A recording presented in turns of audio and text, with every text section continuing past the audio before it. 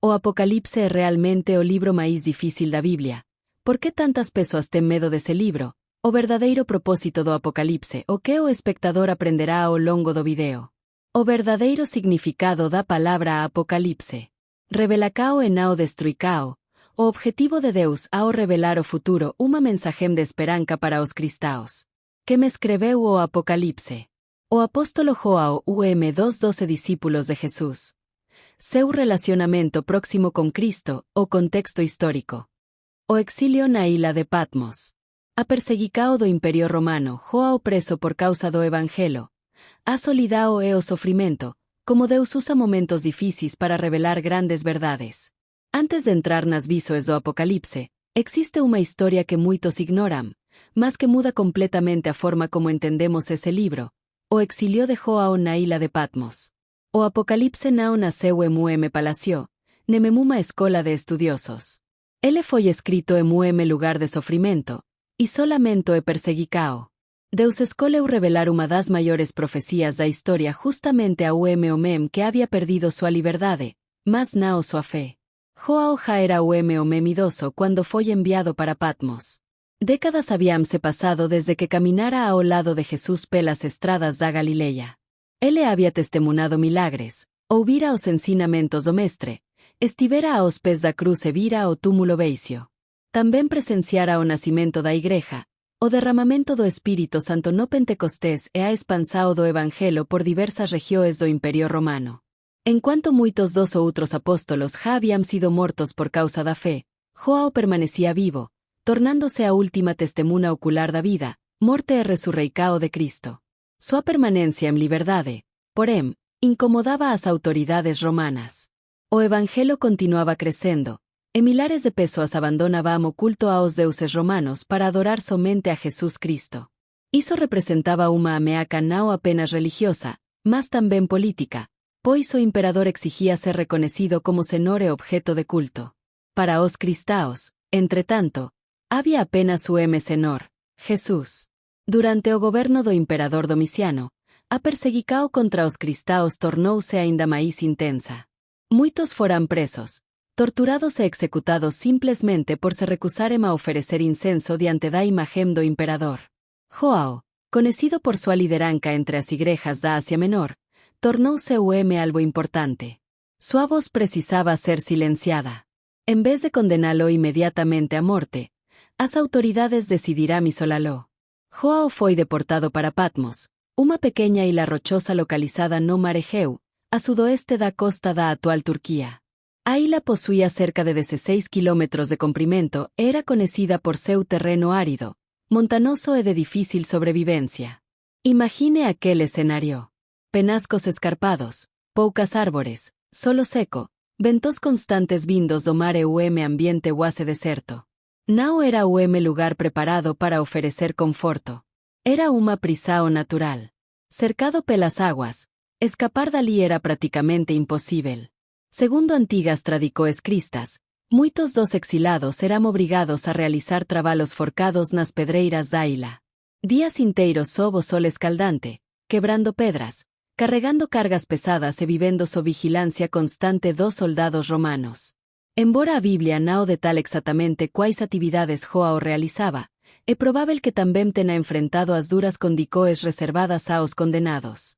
Para o homem com idade avançada, cada dia representava um enorme desafio físico.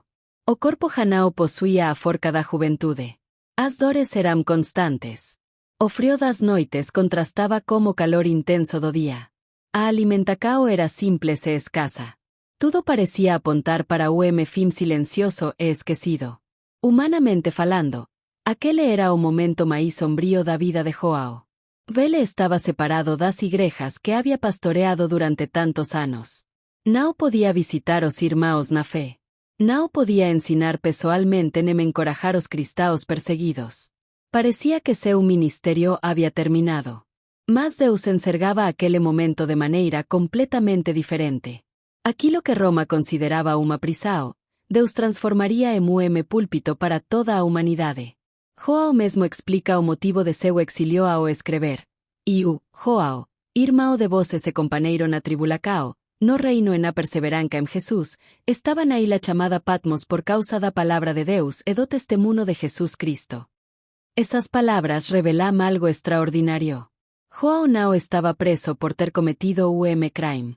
Nao era rebelde político nem criminoso común. Seu único crime era permanecer fiel ao Evangelho e anunciar que Jesús Cristo era o verdadeiro rei. Mesmo exilado, João Nao demonstraba amar pois, se multido esas atividades ministeriais constantes, João encontrou tempo para oracao, adoracao e contemplacao da presença de Deus. O silencio da ila tornouse o cenario perfeito para que a voz do seu fosse ouvida. Então chegou o dia que mudaria a historia da humanidade. João escreve que estaba espírito no dia do Senhor. Muito provavelmente era o domingo, o dia em que os cristãos se reuniam para celebrar a resurreição de Cristo. Mesmo isolado, se uma congregacao ao seu lado, João continuava adorando fielmente. Foi nesse momento que ele ouviu atrás de si uma voz forte, poderosa e clara, semelhante ao som de uma trombeta. Era uma voz impossível de ignorar. Ao voltar-se para ver quem falava, João teve uma visão gloriosa do próprio Jesus Cristo ressuscitado. Não era mais o carpinteiro humilde da Galileia. Não era mais o homem das dores caminando entre os pecadores. Agora Cristo aparecia revestido de majestade e glória. Vestia uma longa túnica sacerdotal, trazia o cinturao de ouro sobre o peito. Seus cabelos eran brancos como a la e como a neve, simbolizando sua eternidade e perfeita sabedoria. Seus olhos eran como chamas de fogo, capazes de sondar os pensamentos mais profundos do coração humano. Seus pés brillavam como bronze refinado en uma fornala, demonstrando firmeza e julgamento. Sua voz soava como o estrondo de muitas águas, cheia de autoridade e poder. En sua mão direita estavam 7 estrelas. Da sua boca saía uma espada afiada de 2 gams, símbolo de sua palavra que julga com justiça. Seu rosto brilhava como o sol em todo o seu esplendor. Ao contemplar essa visão, João caiu como morto diante dele. Mesmo sendo o discípulo que o media reclinara a cabeça sobre o peito de Jesus durante a última ceia, agora ele compreendia que estava diante do Rei dos Reis glorificado. Então aconteceu dos momentos mais emocionantes de toda a Bíblia. Jesus colocou sua mão direita sobre João e disse: Não tenha medo. Eu sou o primeiro e o último. Eu sou aquele que vive. Estive morto, mas agora estou vivo para todo o sempre, e tenho as chaves da morte e do inferno. Essas palavras não serviam apenas para confortar João. Elas eram uma mensagem para toda a igreja perseguida. O Imperio Romano parecia invencível, mas quem realmente governava a história era Cristo. Os imperadores podiam prender, torturar e matar o corpo, porém jamais poderiam derrotar aquele que venceu a morte. Em seguida, Jesus entregou a João uma missão que mudaria a história do cristianismo: escrever tudo o que iria ver e enviar essa mensagem a 7 igrejas da Ásia. O homem que havia sido afastado das igrejas por ordem do Imperio agora seria usado por Deus para fortalecer não apenas aquelas congregações, mas milhões de cristãos ao longo dos séculos. Patmos deixou de ser apenas uma ilha de exílio. Tornou-se o lugar onde o céu tocou a terra, onde a esperança venceu o sofrimento e onde Deus revelou que, por trás das lutas da história, existe o trono eterno que jamais será abalado. Essa é uma das maiores lições do exílio de João. Deus pode transformar o lugar da nossa maior dor no cenário da nossa maior missão.